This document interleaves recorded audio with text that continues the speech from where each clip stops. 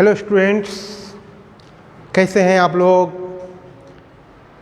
आप सबका उन्नयन बिहार वेस्ट चंपारण के इस डिजिटल टीचिंग लाइव सेशन में बहुत बहुत स्वागत है। Means you are most welcome on behalf of Unnayan Bihar west Champaran.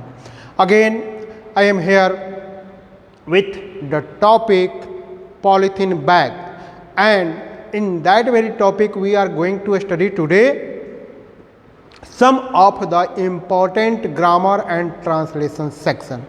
yes बच्चों, आज के इस क्लास में हम लोग कुछ जो ट्रांसलेशन और ग्रामर के सेक्शंस जो प्रैक्टिस क्वेश्चन में हम लोग नहीं कर पाए थे, आज उसी को हम लोग पढ़ने जा रहे हैं, जो कि अक्सर आपके एग्जामिनेशन में पूछा जाता है।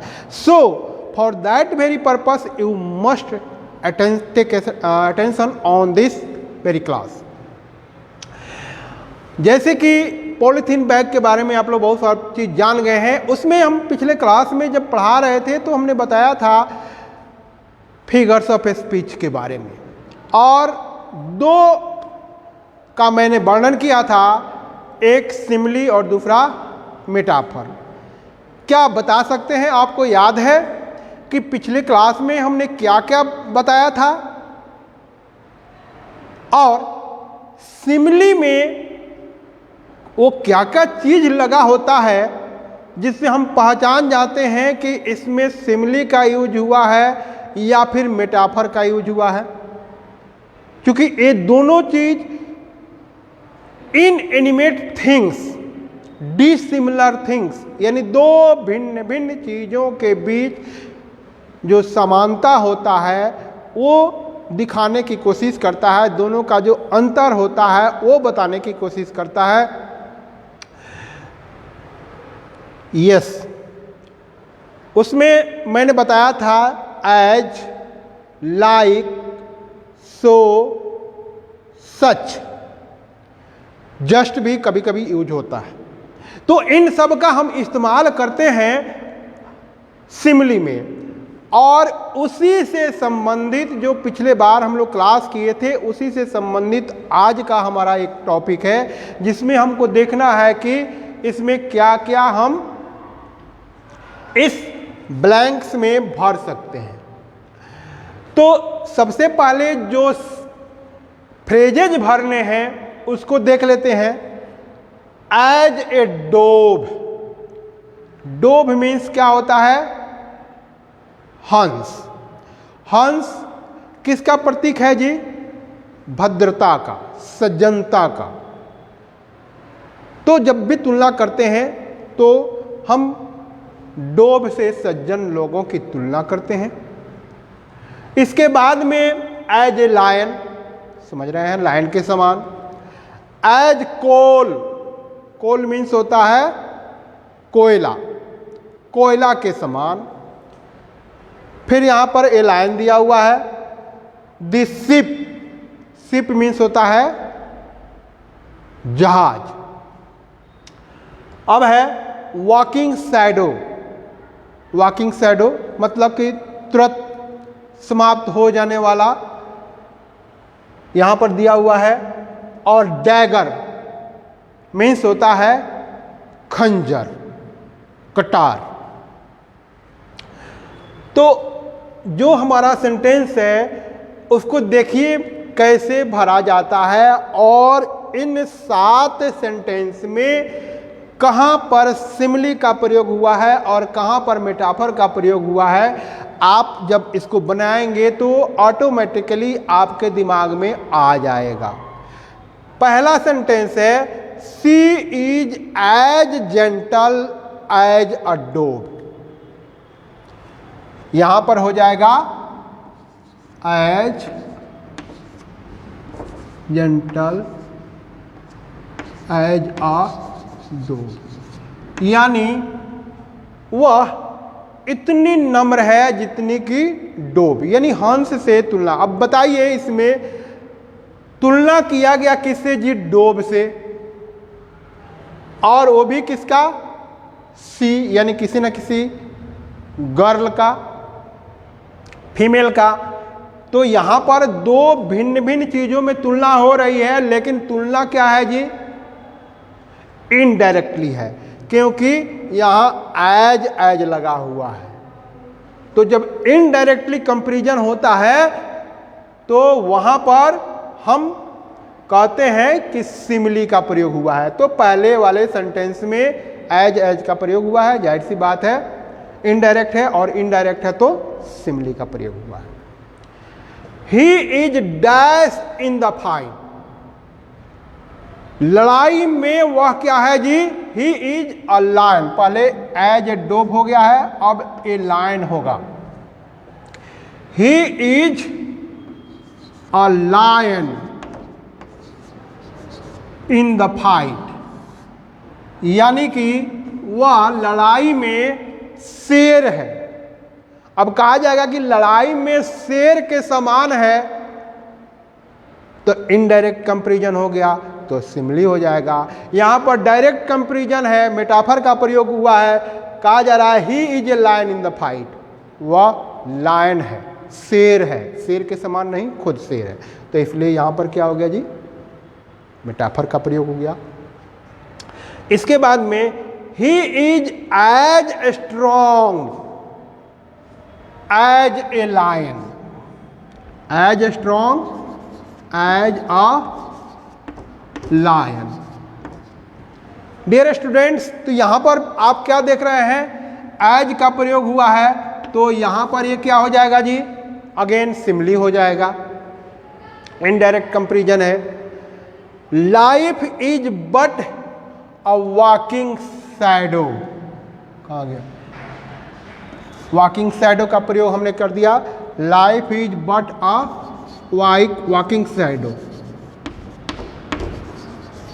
वॉकिंग शैडो से मतलब है क्षणभंगुर, यानी तुरंत समाप्त होने वाला। ये जीवन क्या है? क्षणभंगुर है, तुरंत समाप्त हो जाएगा। ट्रांजिटोरी भी उसको बोलते हैं अंग्रेजी में। Life is but a walking shadow. The camel is dash, हाँ जी, तो यहां पर देख लेते हैं life is but A walking shadow, तो यहां पर डायरेक्ट कंपैरिजन है, इसलिए मेटाफर है। इसको देखते हैं, the camel is dash of the desert, तो camel is the ship,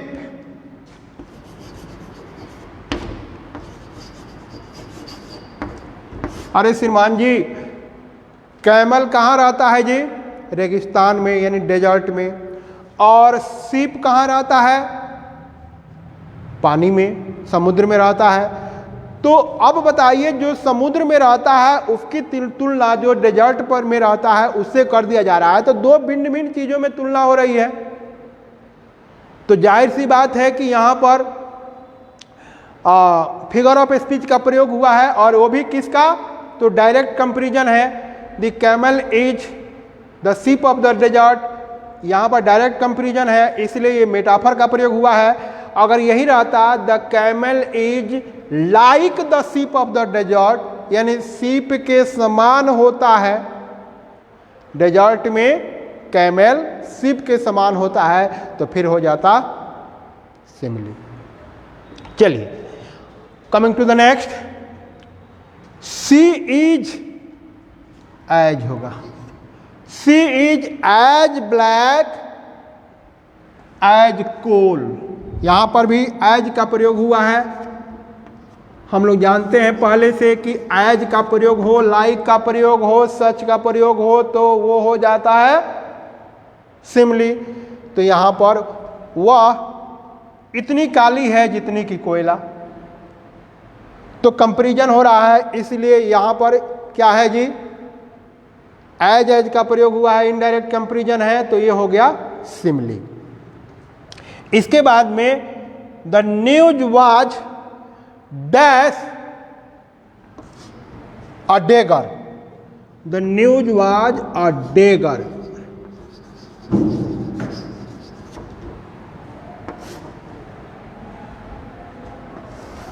the news was a dagger, यानी खंजर। वो जो न्यूज था, जो समाचार मिला, वह उसके हार्ट में कोमल हार्ट में खंजर के समान घुसा। तो इस तरीके से यहां पर भी एक डायरेक्ट कंपैरिजन है और इसलिए ये क्या हो गया, मेटाफर। तो इस तरीके से अभी वाले सेक्शन में यानी ग्रामर सेक्शन में हमने क्या देखा, उस दिन जो हम लोग पढ़े थे फिगर ऑफ स्पीच, उसी का एग्जाम्पल्स आज के क्लास में हम लोगों ने देखा। अब इसके बाद में हम लोग देखते हैं इस लेसन में जो ट्रांसलेशन दिया गया है उसको।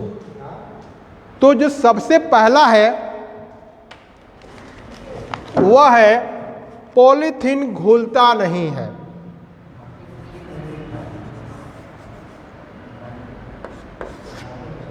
ये जी है।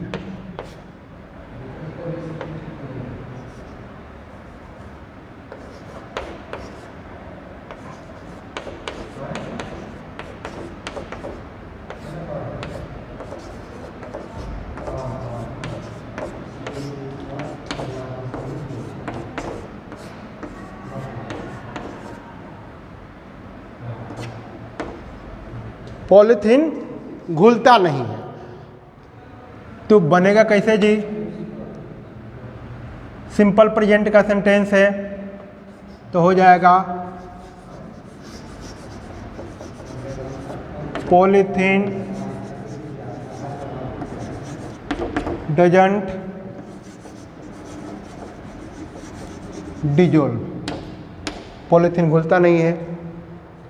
इसके बाद में है दूसरा सेंटेंस, वह है यह बहुत आवाज,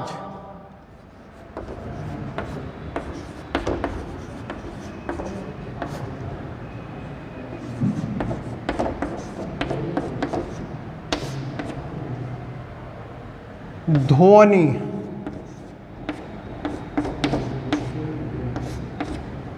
उत्पन्न करता है।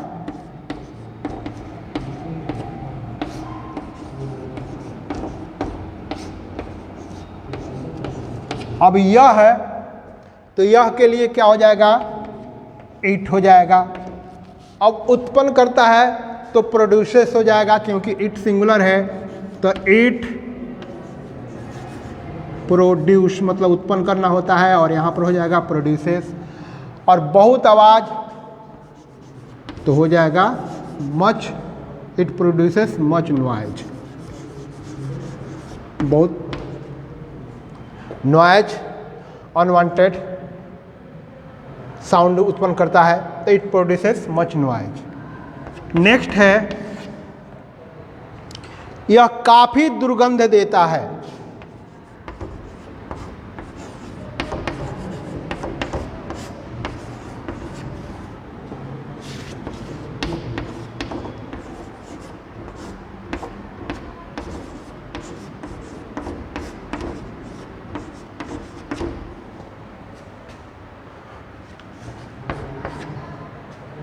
तो क्या हो जाएगा, फिर यह आया है तो इट हो जाएगा, इट गिव्स, देना का हो जाएगा इट गिव्स काफी, तो मच हो जाएगा। फिर यहाँ पर इट गिव्स मच, दुर्गंध का होता है foul smell, it gives much foul smell, यह काफी दुर्गंध देता है। नेक्स्ट सेंटेंस है यह कविता किसने लिखी।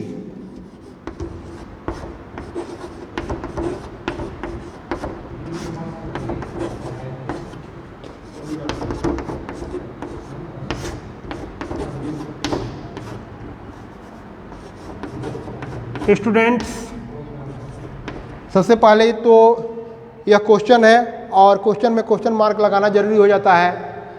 दूसरी बात यह है कि अब तक जो हम लोगों ने सेंटेंस बनाया, पहला, दूसरा, तीसरा, ये सब सिंपल प्रेजेंट टेंस में था और यह जो सेंटेंस है वह सिंपल पास्ट टेंस में हो गया। तो फिर इसके लिए हो जाएगा यह कविता किसने लिखी, यानी हु रोट दिस पोएम। अब देखिए यहाँ पर यह ध्यान देने वाली बात है, रोट चूंकि यहाँ लिखा हुआ है लिखना, अगर लिखता कि यह कविता की रचना किसने की तो वहाँ पर रोट के जगह पर कंपोज्ड हो जाता, हु कंपोज्ड दिस पोएम। लेकिन यहाँ पर लिखा हुआ है किसने लिखी। आप चाहें तो यहाँ पर भी लिख सकते हैं हु कंपोज्ड दिस पोएम।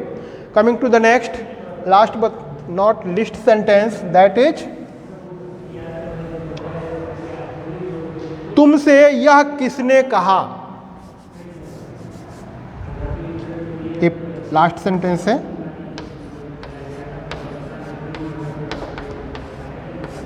तुमसे यह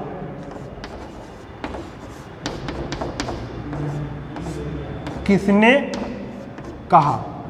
अब देखिए फिर क्वेश्चन मार्क लगाए, और यह सेंटेंस भी आपका सिंपल पास्ट टेंस में है, और सिंपल पास्ट टेंस में फिर किसने कहा तो हु से शुरू होगा, तो हो जाएगा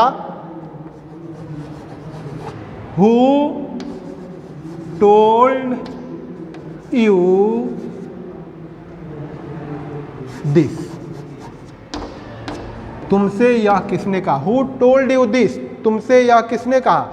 तो इस तरीके से स्टूडेंट्स आज के क्लास में हम लोग बात कर लेते हैं कि क्या क्या पढ़े। तो सबसे पहले हमने देखा है एक रिवीजन के तौर पर हमने जो फिगर ऑफ स्पीच, सिमली और मेटाफर, जो कि बहुत ही इंपॉर्टेंट फिगर ऑफ स्पीच है, जो अक्सर हमारे एग्जामिनेशन में पूछा जाता है, उसके पहचानने के तरीके बताए जाते हैं, जिसको कि हमने बताया है कि कैसे पहचान पाएंगे कि सिमली है या मेटाफर है। उसके बाद में हमने जो इसमें इम्पॉर्टेंट जो ट्रांसलेशन दिए थे उसको देखा है। आज के लिए इतना ही, फिर जब नेक्स्ट क्लास में आएंगे तो नेक्स्ट चैप्टर को देखेंगे। तब तक के लिए thank you, have a nice day children.